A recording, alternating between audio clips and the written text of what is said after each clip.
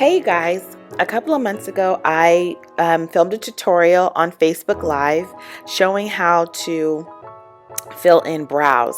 Now for me personally, I have thinner brows. I don't have like those full thick brows that I see everywhere that are very popular right now, and I never will have them. So I wanted to show you guys how to do that here in this video. By the way, my name is Juliana. Thanks for coming by this brow tutorial. And I guess let's get started. So with my makeup already on, foundation and powder included, I'm going to take this spoolie and I'm just going to brush the hairs in the direction that they are going to fall with my brows already done. That'll just give me an idea of where they're going to stay for the rest of the day basically. Then with this pencil that's about 1 to 2 shades lighter than the brow color, I'm going to fill in any and all sparse areas of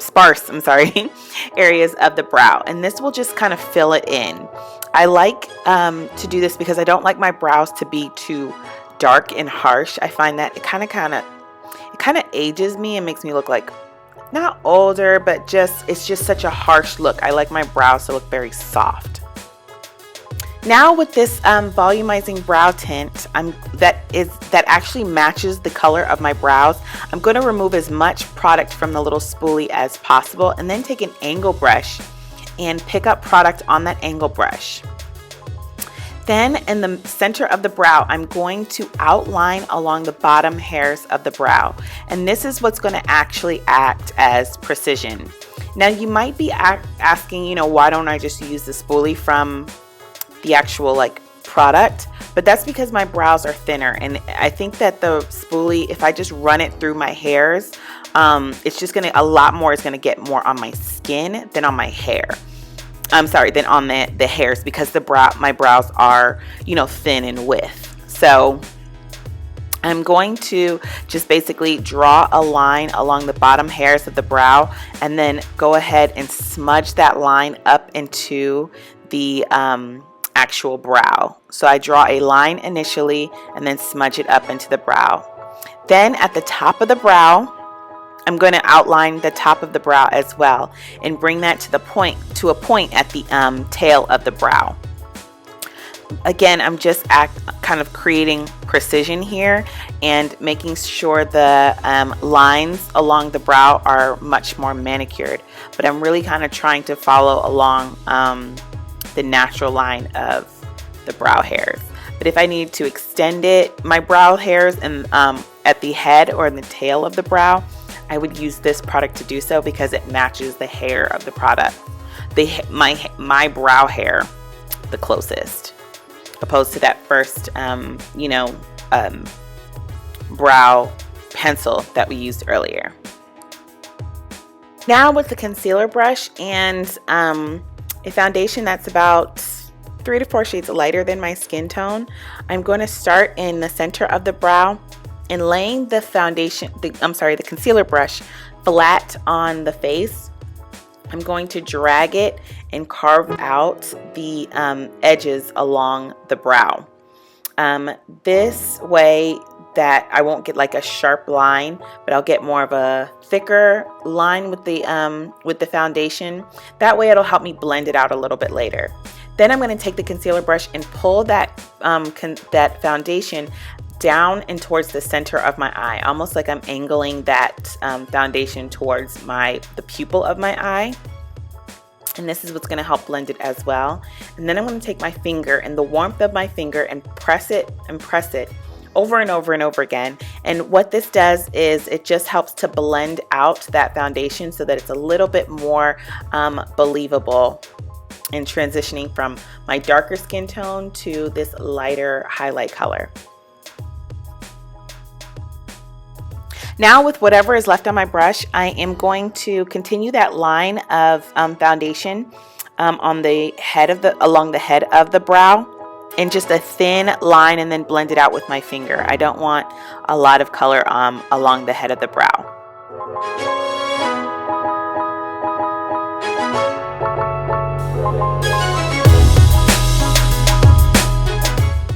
Now with this reddish brown eyeshadow that I've used as a contour before, but it has no shimmer or shine to it, I'm going to apply this to the head of the brush. I'm sorry, the head of the brow, and then kind of use the spoolie to disperse the color into the brow and distribute it evenly. And what this does is it basically kind of creates that transition from the head of the brow to the tail, so that the head is not just one complete color. Now for the other side, we're going to spoolie the hair so that we know where it's going to lay, and so we can actually see the shape of the brow. Then I'm going to go ahead and color the brow in with a pencil that is 3 to 4 shades lighter than my the brow color, all the way anywhere there's any sparse areas. This will just help to kind of fill in the brow. This color I also use at the head of my brow because it's light enough that it will still look like a transition from, you know, the head of the brow to the tail. So I can use this specific product in color anywhere on my brow. When I applied this, I made a mistake. I started at the head instead of at the middle of the brow, and I don't suggest do that. I always suggest starting at the center of the brow, but this time I made a mistake applying the brow tint at the head of the brow, and I'm just gonna leave it there because if I try to move it, it's just gonna it's gonna make a mess. But it's easier to correct the problem when the brow tint dries down, and then I can just kind of blend it and make it work. But right now I'm also creating a line at the top of the brow, just to not all the way at the head, but really kind of starting a fourth of the way in, all the way to the tail. And I'm going to connect that top line to at the tail of the brow. And now I'm just kind of blending that initial line that I made with the volumizing brow tint up into the brow hairs, and that will just kind of make sure that you don't see a harsh line by the end of the application. Now with the concealer brush, laying it flat on the face, I am going to etch out the almost like the outer, I would say a little bit more than the outer half of the eyelid, and then pull that concealer down towards my eyeball so that I can later blend it out with my finger.